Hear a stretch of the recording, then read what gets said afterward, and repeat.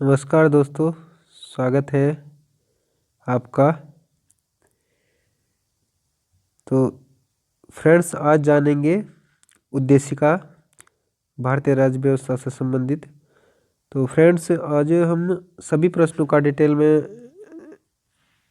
से जानेंगे और उनमें क्या महत्वपूर्ण है वो जानेंगे। और ये प्रश्न काफ़ी महत्वपूर्ण होने वाले हैं और आगामी परीक्षाओं के लिए काफ़ी ही महत्वपूर्ण है।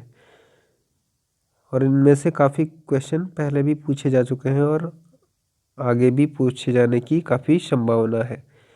तो चलिए फ्रेंड्स, पहला क्वेश्चन देखते हैं। इसमें पहला क्वेश्चन है, भारतीय संविधान की प्रस्तावना में जिन आदर्शों एवं उद्देश्यों की रूपरेखा दी गई है उनकी व्याख्या की गई है, किसमें की गई है? इनमें चार ऑप्शनों में से पहला है मूल अधिकारों संबंधी अध्याय में, राज्य की नीति निर्देशक सिद्धांतों के अध्याय में, और सी है आपका मूल अधिकारों और राज्य के नीति निर्देशक सिद्धांतों एवं मौलिक कर्तव्यों के अध्याय में, संविधान के किसी भी अध्याय में। तो इसका राइट आंसर होगा ऑप्शन नंबर सी। और सी बारे में डिटेल में जान लेते हैं। भारतीय संविधान की प्रस्तावना संविधान के उद्देश्यों को प्रतिबिंबित करती है। इसका मुख्य उद्देश्य है सामाजिक, आर्थिक और राजनीतिक न्याय, विचार, अभिव्यक्ति, विश्वास, धर्म, उपासना की स्वतंत्रता, प्रतिष्ठा और अवसर की समानता आदर्शों को प्राप्त करना है। प्रस्तावना में जिन आदर्शों एवं उद्देश्यों की रूपरेखा दी गई है उनकी व्याख्या संविधान में मूल अधिकारों, राज्य के नीति निर्देशक सिद्धांतों तथा मौलिक कर्तव्यों संबंधी अध्याय में दी गई है। ठीक है, अगला क्वेश्चन है क्वेश्चन नंबर 2। भारतीय संविधान की उद्देशिका में निहित संपूर्ण प्रभुत्व संपन्न, लोकतंत्रात्मक, गणराज्य, पंथ निरपेक्ष और समाजवादी आदि शब्दों का सही क्रम क्या है? तो ऑप्शन ए है समाजवादी, पंथ निरपेक्ष है, लोकतंत्र, गणराज्य, तंत्रात्मक गणराज्य, संपूर्ण प्रभुत्व संपन्न। ऑप्शन बी राइट आंसर होगा इसका। इसको डिटेल में जान लेते हैं। संविधान की उद्देशिका में निहित विभिन्न शब्दों का सही क्रम निम्नवत है। पहले नंबर पे होगा संपूर्ण प्रभुत्व संपन्न, उसके बाद होगा समाजवादी, और तीसरे नंबर पे होगा पंथ निरपेक्ष, लोकतंत्रात्मक गणराज्य, उसके बाद होगा न्याय, स्वतंत्रता, समानता, व्यक्ति की गरिमा और राष्ट्र की अखंडता तथा बंधुता। ठीक है फ्रेंड्स, अगला क्वेश्चन नंबर 3 है, भारतीय गणतंत्र की 26 जनवरी 1950 को संवैधानिक वस्तुस्थिति क्या थी जब संविधान लागू किया गया था? तो इसकी वस्तुस्थिति क्या थी? क्या था? लोकतंत्रात्मक गणतंत्र, संपूर्ण प्रभुत्व संपन्न, धर्मनिरपेक्ष, लोकतंत्रात्मक गणराज्य। तो फ्रेंड्स, इसका होगा ऑप्शन नंबर सी सही होगा, संपूर्ण प्रभुत्व संपन्न, लोकतंत्रात्मक गणराज्य। इसके बारे में डिटेल में जान लेते हैं क्या है। तो 26 जनवरी 1950 को भारतीय गणतंत्र की संवैधानिक वस्तुस्थिति भारतीय संविधान की उद्देशिका के अनुसार संपूर्ण प्रभुत्व संपन्न, लोकतंत्रात्मक गणराज्य की थी।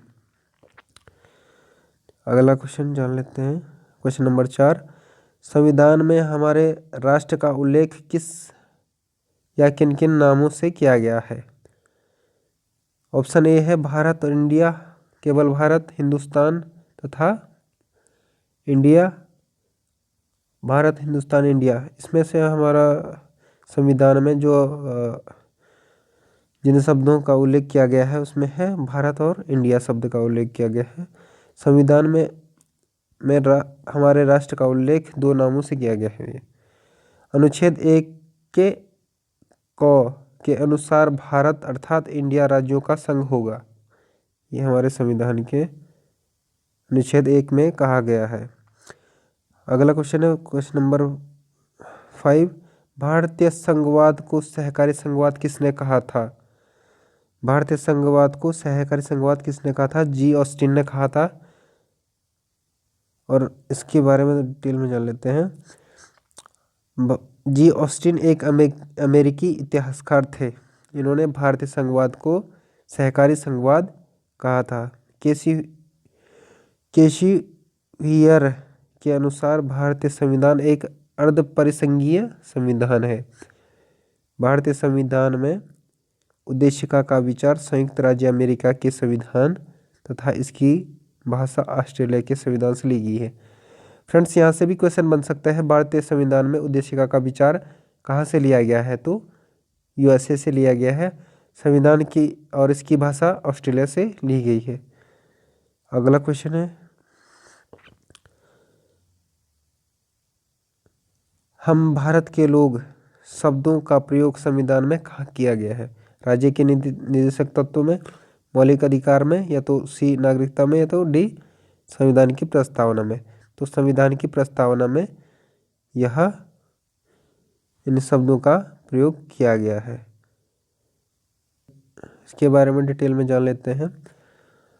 भारतीय संविधान की प्रस्तावना का प्रारंभ हम भारत के लोग शब्दों से प्रारंभ होता है। इसका अर्थ है भारत का मूल स्रोत भारत की जनता है तथा वही समस्त शक्तियों का केंद्र बिंदु है और वह किसी बाह्य सत्ता के अधीन नहीं है। अगला क्वेश्चन है 7वां, निम्नलिखित शब्दों में से कौन सा शब्द सन 1975 में भारतीय संविधान की प्रस्तावना में सम्मिलित नहीं था? तो अखंडता नहीं था। इसके बारे में जान लेते हैं, डिटेल में जान लेते हैं तभी। भारतीय संविधान की प्रस्तावना समाजवादी, पंथनिरपेक्ष, अखंडता शब्दों को 42वें संविधान संशोधन अधिनियम 1976 द्वारा जोड़ा गया है। इसके द्वारा भारतीय संविधान में व्यापक परिवर्तन किया गया। इस संशोधन से दो नए अध्याय 4 का क और 14 का क और 9 नए अनुच्छेदों को जोड़ा गया है तथा 52 अनुच्छेदों में संशोधन किया गया है। अगला है फ्रेंड्स क्वेश्चन नंबर 8, सभी व्यक्ति पूर्णतः और समान रूप से मानव है, यह सिद्धांत जाना जाता है। यह सिद्धांत सार्वभौमिकता का सिद्धांत के नाम से जाना जाता है। इसके बारे में डिटेल में जान लेते हैं। सभी व्यक्ति पूर्णतः समान रूप से मानव है, यह सिद्धांत सार्वभौमिकता का सिद्धांत नाम से जाना जाता है। इसके अनुसार सभी व्यक्तियों को यह मानव अधिकार समान रूप से बिना किसी भेदभाव के उपलब्ध होने चाहिए। अगला क्वेश्चन है 9वां, भारत के संदर्भ में निम्न में से कौन पंथनिरपेक्ष शब्द का सही भाव व्यक्त करता है? भारत मानव धर्म है, भारतीयों को धार्मिक स्वतंत्रता प्राप्त है, धर्मानुपालन व्यक्ति की इच्छा पर निर्भर है, भारत में राज्य का कोई धर्म नहीं है। राइट आंसर होगा डी, भारत में किसी भी राज्य का कोई धर्म नहीं है। इसके बारे में डिटेल में जान लेते हैं। पंथनिरपेक्ष शब्द संविधान की प्रस्तावना में 42वें संविधान संशोधन 1976 द्वारा जोड़ा गया है। पंथनिरपेक्ष राष्ट्र से तात्पर्य ऐसे राज्य से है जो किसी धर्म विशेष को या राज्य के धर्म के रूप में मान्यता नहीं देता है, बल्कि वह सभी धर्मों को तटस्थ भाव से समान संरक्षण प्रदान करता है। पंथनिरपेक्ष राज्य में धर्म व्यक्तिगत विषय माना जाता है। अगला क्वेश्चन है फ्रेंड्स क्वेश्चन नंबर 10वां है, निम्नलिखित उद्देश्यों में से कौन सा एक भारत के संविधान की उद्देशिका में सन्निहित नहीं है? तो यह है, इसका राइट आंसर है आर्थिक स्वतंत्रता। इसके बारे में डिटेल में जान लेते हैं। भारतीय संविधान की उद्देशिका में सभी नागरिकों को सामाजिक, आर्थिक और राजनीतिक न्याय के साथ साथ विचार, अभिव्यक्ति, विश्वास, धर्म और उपासना की स्वतंत्रता का लक्ष्य रखा गया है। भारतीय संविधान की उद्देशिका में आर्थिक स्वतंत्रता की नहीं बल्कि आर्थिक न्याय की बात कही गई है। अगला क्वेश्चन है 11 नंबर का। निम्नलिखित विवादों में से किसमें सर्वोच्च न्यायालय ने प्रस्तावना को भारतीय संविधान की मौलिक संरचना का अंग स्वीकार किया? तो केशवानंद भारती केस जो हुआ था इसे स्वीकार किया गया था फ्रेंड्स। इसके बारे में डिटेल में जान लेते हैं। वर्ष 1960 में बेरुवारी संघ मामले में यह प्रश्न उठाया गया कि प्रस्तावना भारतीय संविधान का भाग है या नहीं। तब सर्वोच्च न्यायालय ने निर्णय दिया कि प्रस्तावना संविधान का अंग नहीं है, लेकिन सर्वोच्च न्यायालय ने यह निर्णय केशवानंद भारती बनाम केरल राज्य 1973 ईस्वी में बदल दिया और कहा कि प्रस्तावना संविधान का भाग है। इसमें संशोधन हो सकता है, लेकिन संसद संविधान के मूल ढांचे का उल्लंघन किए बिना ही संशोधन कर सकती है। भारतीय जीवन बीमा निगम मामले 1995 में भी सर्वोच्च न्यायालय ने यह माना कि प्रस्तावना संविधान का अंग है। अगला क्वेश्चन है फ्रेंड्स, क्वेश्चन नंबर 12। निम्नलिखित कथनों पर विचार कीजिए। भारत में लोकतांत्रिक राज्य व्यवस्था है। भारत एक प्रभुसत्ता संपन्न राज्य है। भारत में लोकतांत्रिक समाज है। भारत एक कल्याणकारी राज्य है। उपयुक्त कथनों में से कौन सा सत्य है? तो फ्रेंड्स इसमें ऑप्शन नंबर 1, 2 और 4 सत्य है। ऑप्शन नंबर डी आंसर इसका सही होगा। 1, 2, 3, 4 सभी सही है। इसके बारे में डिटेल में जान लेते हैं। भारतीय संविधान की प्रस्तावना में भारत को एक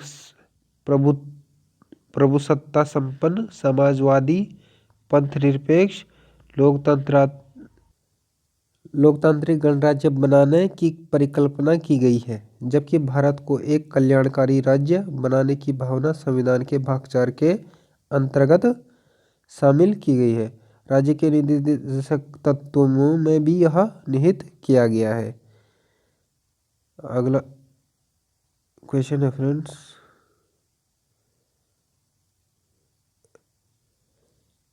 इसके बाद है राज्य एवं संघ राज्य क्षेत्र। इनमें जो भी प्रश्न बनते हैं सारे आपको इसमें दिए गए हैं। तो पहला क्वेश्चन है इसमें संविधान के प्रथम अनुच्छेद के अनुसार भारत है राज्यों का समूह, राज्यों का संकुल, राज्यों का परिसंघ, राज्यों का संघ। तो ये इसका आंसर होगा राज्यों का संघ। इसके बारे में डिटेल में जान लेते हैं कौन कौन से अनुच्छेद में है। भारतीय संविधान के भाग 1 के अंतर्गत अनुच्छेद 1 से 4 तक संघ और उसके राज्य क्षेत्र का उल्लेख किया गया है। अनुच्छेद 1 के अनुसार भारत अर्थात इंडिया राज्यों का संघ होगा।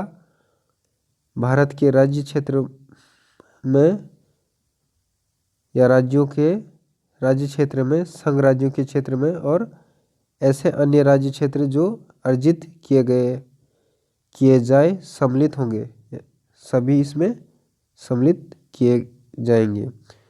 अगला क्वेश्चन है क्वेश्चन नंबर 2 है। इसमें भारत की देशी रियासतों के विलय में किन 2 व्यक्तियों ने महत्वपूर्ण भूमिका निभाई थी? तो सबसे महत्वपूर्ण भूमिका जिन्होंने निभाई थी सरदार पटेल और बीपी मेनन जी ने निभाई थी। तो इनके बारे में थोड़ा डिटेल में जान लेते हैं फटाफट से। स्वतंत्रता के पश्चात लगभग 562 देशी रियासतों में से 559 रियासतों का भारत में विलय हो गया और अन्य 3 रियासतों हैदराबाद को पोलो ऑपरेशन, जूनागढ़ को जनमत संग्रह तथा जम्मू और कश्मीर को विलय अधिपत्र के माध्यम से भारत में सम्मिलित किया गया। देशी रियासतों का भारत में विलय की महत्वपूर्ण भूमिका के कारण पटेल को लौह पुरुष कहा जाता है तथा इन्हें भारत का विस्मारक भी कहा जाता है। इस कार्य में पटेल को बीपी मेनन जी का सहयोग प्राप्त हुआ था। अगला क्वेश्चन है, क्वेश्चन नंबर 3 है, भारत में संघ राज्यों का प्रशासन किसके द्वारा किया जाता है? तो राष्ट्रपति के द्वारा किया जाता है। इसके बारे में डिटेल में जान लेते हैं। भारत के संविधान के अनुच्छेद 339 के एक के अनुसार संसद विधि द्वारा संघ राज्य क्षेत्रों के प्रशासन की व्यवस्था कर सकती है। उसके अधीन सभी संघ राज्यों का प्रशासन राष्ट्रपति स्वयं द्वारा नियुक्ति प्रशासक के रूप माध्यम से करेगा। जैसे राज्यपाल राष्ट्रपति ही नियुक्ति करता है, तो राष्ट्रपति के द्वारा ही जो प्रशासक होंगे राज्यपाल राज्य में नियुक्त किए जाएंगे। अगला क्वेश्चन है फ्रेंड्स, क्वेश्चन नंबर 4 है, वर्ष 1948 में सरकार द्वारा भाषाई आधार पर राज्यों के पुनर्गठन के विषय में परीक्षण हेतु नियुक्त प्रथम भाषाई प्रांत आयोग के अध्यक्ष कौन थे? तो प्रथम भाषा के आधार पर जो प्रथम राज्य जो बना था वो आंध्र प्रदेश बना था। उनके लिए जो आयोग प्रथम भाषाई आधार प्रांत आयोग के अध्यक्ष कौन थे? तो एस.के. धर आयोग बनाया गया था। तो इसके प्रथम अध्यक्ष थे एस.के. धर। इसके बारे में डिटेल में जान लेते हैं फ्रेंड्स। स्वतंत्रता के पश्चात वर्ष 1947 में देशी रियासतों का एकीकरण अस्थायी व्यवस्था के आधार पर किया गया था तथा देश के विभिन्न भागों में विशेष रूप से दक्षिण भारत में मांग उठने लगी कि राज्यों का पुनर्गठन भाषा के आधार पर हो। जून 1948 में सरकार ने एस.के. धर की अध्यक्षता में भाषाई प्रांत आयोग का गठन किया। आयोग ने सिफारिश की कि राज्यों का पुनर्गठन राज्यों का पुनर्गठन भाषा के स्थान पर प्रशासनिक सुविधा के अनुसार किया जाना चाहिए। इससे अत्यधिक असंतोष फैल गया और परिणाम स्वरूप दिसंबर 1948 में एक अन्य भाषाई प्रांत समिति का गठन किया गया। इसके सदस्य जवाहरलाल नेहरू, सरदार वल्लभ भाई पटेल, पट्टाभी सिद्धारमैया थे, जिसे जेवीपी समिति के नाम से भी जाना जाता है। अगला क्वेश्चन है फ्रेंड, राज्य पुनर्गठन आयोग ने 1 नवंबर 1956 को कितने राज्यों तथा कितने संघ राज्यों का गठन किया? तो इन्होंने फ्रेंड्स 14 राज्य तथा 6 संघ राज्य का गठन किया था। क्वेश्चन नंबर 6 है, नए राज्य के गठन की शक्ति किसमें निहित है? तो नए राज्य गठन की शक्ति संसद में निहित है। इसका गठन अनुच्छेद 3 के अनुसार किया जाता है। तो संविधान के अनुच्छेद 3 के अनुसार संसद को यह शक्ति प्रदान की गई है कि वह नए राज्य निर्माण तथा वर्तमान राज्यों के क्षेत्रों या सीमाओं के नामों में परिवर्तन कर सकती है। अगला क्वेश्चन है 7वां, किस संविधान संशोधन द्वारा दिल्ली को राष्ट्रीय राजधानी क्षेत्र का दर्जा प्रदान किया गया है? तो 69वां संविधान संशोधन के तहत दिल्ली को राष्ट्रीय राजधानी क्षेत्र घोषित किया गया है। इसके बारे में फटाफट से डिटेल में जान लेते हैं। 69वें संविधान संशोधन अधिनियम 1991 के तहत संविधान में अनुच्छेद 239 क एवं अनुच्छेद 239 क ख को जोड़ा गया।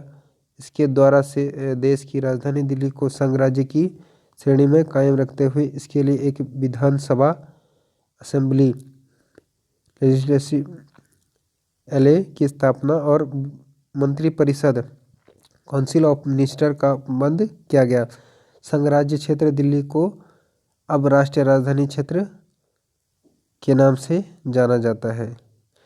अगला क्वेश्चन है क्वेश्चन नंबर 8, छत्तीसगढ़ राज्य की स्थापना कब हुई थी? तो 1 नवंबर 2000 को छत्तीसगढ़ राज्य की राजधानी स्थापना हुई थी। यह मध्य प्रदेश राज्य से अलग हुआ था। छत्तीसगढ़ 1 नवंबर 2000 को हुई थी मध्य प्रदेश राज्य से। अगला क्वेश्चन है, भारत में कितने संघ शासित प्रदेश हैं? तो भारत में अभी फिलहाल में 9 संघ शासित प्रदेश हैं। 2 जम्मू और लद्दाख को केंद्र शासित प्रदेश का दर्जा दिया गया है। तो टोटल 9 हो गए, पहले 7 थे। तो इसमें 7 दे रखा है, ये थोड़ा पुराना है इसमें दे रखा। अगला क्वेश्चन है, यदि भारतीय संघ में एक नए राज्य का सृजन किया जाना है तो संविधान की किस अनुसूची में संशोधन करना आवश्यक होगा? यदि भारतीय संघ में एक नए राज्य का सृजन किया जाना तो प्रथम अनुसूची में संशोधन करना होगा। संविधान की प्रथम अनुसूची में राज्य तथा संघ राज्यों के क्षेत्र नाम तथा उनके अंतर्गत आने वाले राज्य क्षेत्रों का वर्णन किया गया है। अगला क्वेश्चन है 11वां, निम्न में से कौन एक भारत संघ का सहयोगी राज्य था जिसे बाद में भारतीय संघ का पूर्ण राज्य बनाया गया? सिक्किम राज्य था जो पहले भारत संघ का सहयोगी राज्य था। इसके बारे में डिटेल में जान लेते हैं। वर्ष 1947 में भारत द्वारा सिक्किम को संरक्षित राज्य का दर्जा दिया गया तथा सिक्किम के विदेशी, राजनीतिक एवं संचार संबंधी विषय भारत सरकार को सौंप दिए गए।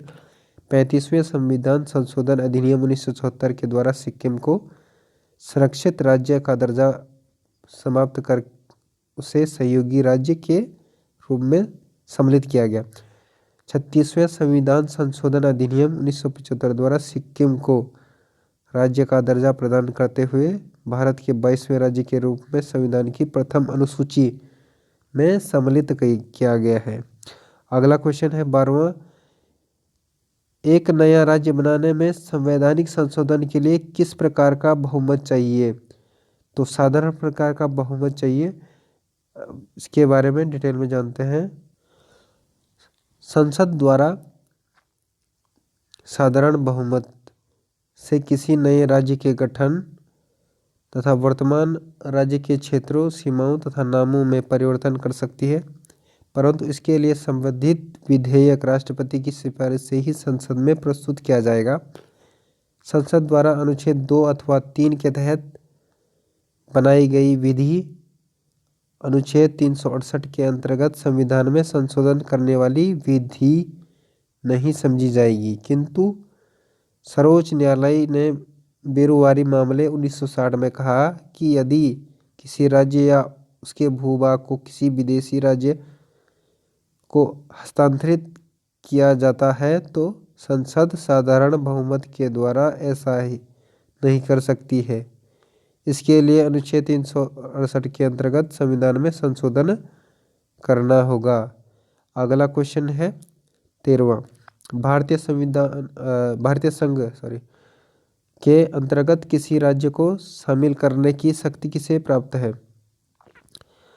तो संसद को इसकी शक्ति प्राप्त है। इसके बारे में डिटेल में जान लेते हैं। भारतीय संघ में किसी राज्य को सम्मिलित करने की शक्ति संसद को प्राप्त है। अनुच्छेद 2 के अनुसार संसद विधि द्वारा नए राज्यों को भारतीय संघ में प्रवेश या उसकी स्थापना कर सकती है। अगला क्वेश्चन है, तेलंगाना राज्य के गठन के पश्चात भारत में राज्यों की कुल संख्या कितनी होगी है? तो अब एक राज्य कम हो गया, 28 है। इसमें 29 था तो 28 हो गए हैं। इसको करेक्ट कर लीजिए, 28 हो गया। और जम्मू कश्मीर जो राज्य था वो तो केंद्र शासित प्रदेश बनाए गए हैं। ठीक है फ्रेंड्स, इसको एक बार करेक्शन कर लेना। इसमें अंडमान निकोबार को भी एक साथ कर लिया गया है। इसमें 27 हो सकते हैं लेकिन इसको 28 राज्य हैं और उसमें करेक्शन कर लेना। तो अगला क्वेश्चन है, भारत में निम्नलिखित राज्यों के निर्माण के सही कालानुक्रम के रूप में कूट से कीजिए। तो इसका राइट आंसर होगा बी।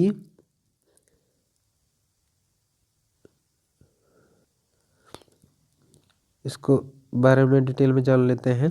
तो भारत में राज्यों का गठन क्रम निम्नलिखित है। आंध्र प्रदेश 1 अक्टूबर 1953 में, हरियाणा 1 नवंबर 1966 में, हिमाचल प्रदेश 25 जनवरी 1971 में, और चौथा नंबर पे है तुम्हारा 16 मई 1975 में बना सिक्किम। अगला क्वेश्चन है, निम्नलिखित राज्यों की स्थापना का सही आरोही क्रम क्या है। तो नागालैंड पहला ए ही सही है, पहला नागालैंड है, मेघालय, सिक्किम, अरुणाचल प्रदेश। इसके बारे में डिटेल में जान लेते हैं। राज्यों की स्थापना क्रम है, नागालैंड 1 दिसंबर 1963, मेघालय 21 जनवरी 1972 को, सिक्किम का है स्थापना वर्ष है 16 मई 1975, और अरुणाचल प्रदेश का है 20 फरवरी 1987। अगला है फ्रेंड्स, भाषाई आधार पर किस राज्य का गठन किया गया है सर्वप्रथम। तो आंध्र प्रदेश राज्य का सर्वप्रथम गठन किया गया है। भाषाई आधार पर सर्वप्रथम आंध्र प्रदेश राज्य का गठन 16 दिसंबर 1952 को 56 दिन की भूख हड़ताल के बाद बोपट्टी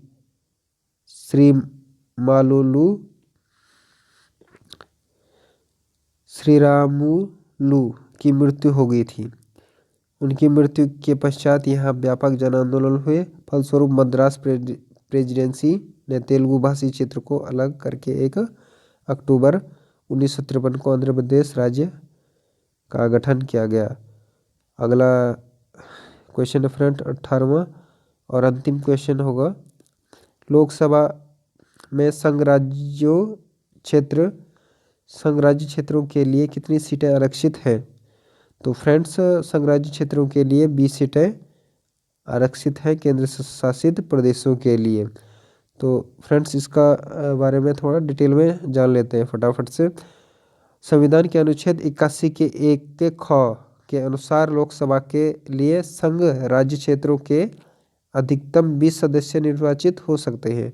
वर्तमान में संघ राज्य क्षेत्रों की लोकसभा सीटों की संख्या 13, जिसमें से दिल्ली की 7 है, अंडमान निकोबार द्वीप समूह की 1, चंडीगढ़ की 1, दादर नगर हवेली की 1, दमन और द्वीप की 1, लक्षद्वीप की 1 और पुडुचेरी की 1 है। जबकि राज्यसभा के लिए संघ राज्य क्षेत्रों से 4 सदस्य, दिल्ली की 3 और पुडुचेरी की 1 चुने जाते हैं।